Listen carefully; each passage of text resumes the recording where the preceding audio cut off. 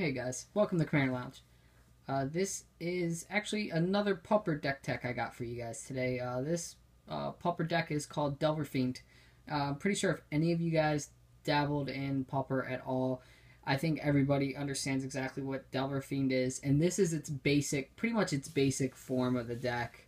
You'll probably be seeing, if you start playing Pauper, especially on MTGO, you'll be seeing a lot of decks like this. If you see Delver and Kiln Fiend, it's pretty much the same deck. So yeah, let's just get into it. Going to lands first, we run Swiftwater Cliffs and two Swiftwater Cliffs, of course. But yeah, we only run two of these tap lands because you really can't afford.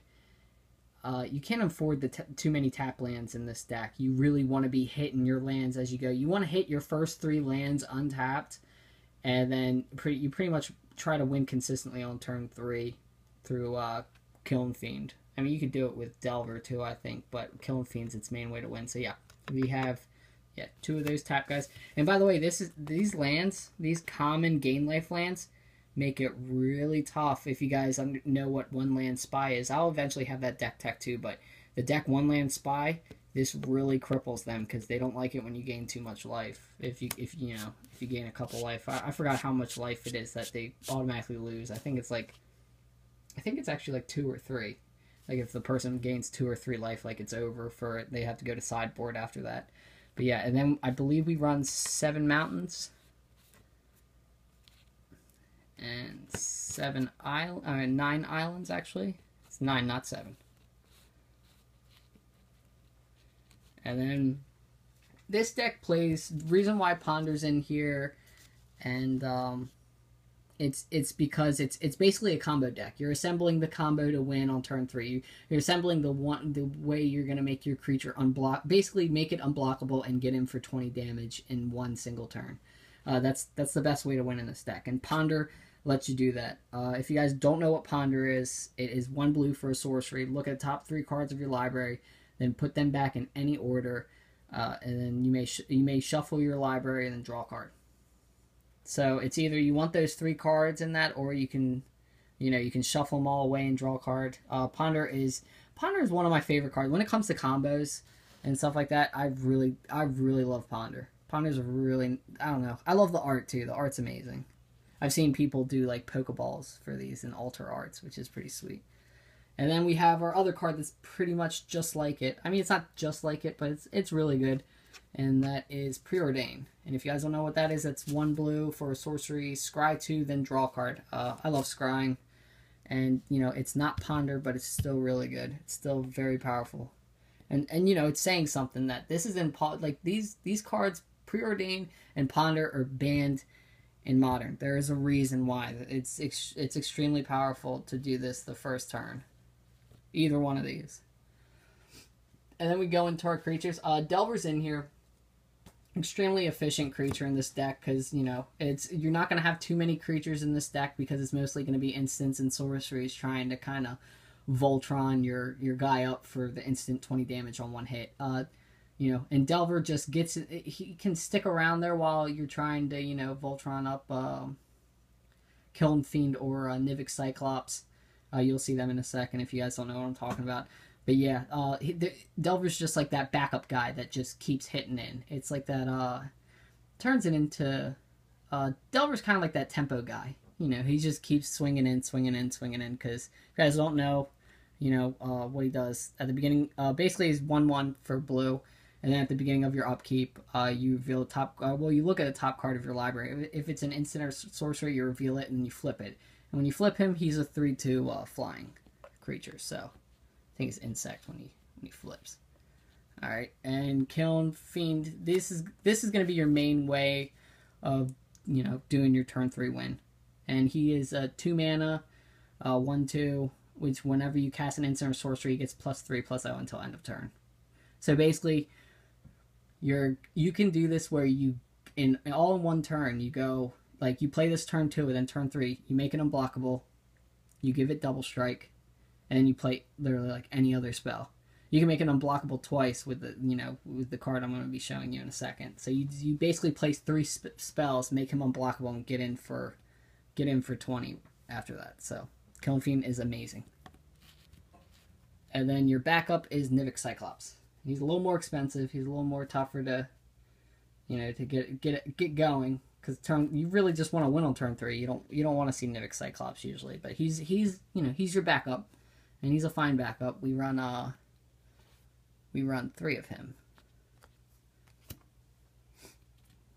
and then here are ways of Voltroning him up. This is probably the main way to win on. It's the biggest way. It's the biggest card I think you need in your hand to win or find with Preordain or Ponder, and that's Assault Strobe, which is 1 red for a sorcery speed double strike to a creature.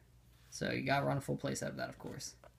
Your backup, that could make it sometimes like it, but not really. I mean, this is better to play once you go tempo, going through tempo, once you're using Delver to put, make Delver 3-0. If you guys don't know what it is, Reckless Charge, one red for a sorcery, target creature gets 3-0 and gains haste until end of turn. So it can work getting out late Delver. Just by himself being a 1-1, you can turn him into a 4-1, and you can flash it back for 3, which is the main reason why this is in here. If it didn't have flashback, I don't think it would be in here. But yeah, got 2 of those for late game. Artful Dodge. This is once again the main way of giving unblockability. 1 blue for sorcerer speed, target creature is unblockable, but it's got flashback for 1 blue, which is crazy. That is crazy undercosted. Like, the flashback cost is just, what, 1? So you mean to say I can put Cone Fiend out on turn 2, Artful Dodge, flashback Artful Dodge, and then Assault Strobe, double strike? That's just that 3-card combo. That's, and on that turn, it's only, you're only paying 2 cards, you're paying 3 mana, but you're using only 2 cards, which is amazing. So you gotta run, not the full playset. I think we run 3. Yeah, we run 3 of those. Apostle's Blessing is in here. It's kind of like a toolbox card. It can either get you in unblockable. It can get you in unblockable against Affinity too, because it has, it's a Phyrexian white and 1 colorless. Target artifact or creature you control gains protection from artifacts or from the color of your choice. Now you got to be careful with this card too, because you can use it as protection, as protecting your getting in, they let you Voltron up and then they have a kill spell. And if it's like a lightning strike and you just put, if they lightning strike while you're assault strobing, you got to figure out whether or not, you want to just let it counter or you want to use this to give it protection from red. Because once you give it protection from red, assault strobe isn't going to do nothing. So you got to be careful with Apostle's Blessing. But it's very versatile and that's why it's in here. And we run a full playset because of the versatility. I don't think all decks run a full playset, but I really think it's important to protect your combos in decks. And then we have Gitaxian Probe and the protection. A lot of people are going to be like, well, it's once again, it's kind of like that toolbox card.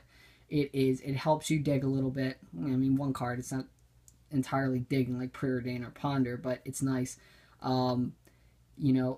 It's essentially free for, you don't even have to tap a mana, so you can pay 2 life instead of paying the 1 blue if you're stuck on 2 mana. This is the way you can win on turn 3 without having 3 mana. You just pay 2 life, then you use Assault Strobe and either that protection spell or use Assault Strobe, the Artful Dodge, or that protection spell. I already forgot the name because I'm stupid, but whatever. Gitaxian Probe is that free spell. And I mean, the main reason why it's in the protection side, though, is because you get to look at target player's hand. That's the most important part about this card, though, because you will know when it's all right to combo off. I mean, if a lot of you guys know what Gitaxian Probes is. It's definitely goes in any combo deck, I think, because of its way of getting insight on the other person's hand. And then we got our removal, which Lightning Bolt is the best way to go on removal in red. It's fantastic. And this can turn your guy, this could be like an unblockability if there's only 1 creature out there to block. So it's just really good. And then we have Dispel. Dispel is very good because it's instead of, you don't want to go 2 mana with counter spells and Pauper. You want to go as little as possible, because once again you want to win on turn 3, and this could be that 3rd spell that kind of keeps, if the person's got removal or instant speed removal or counter spell.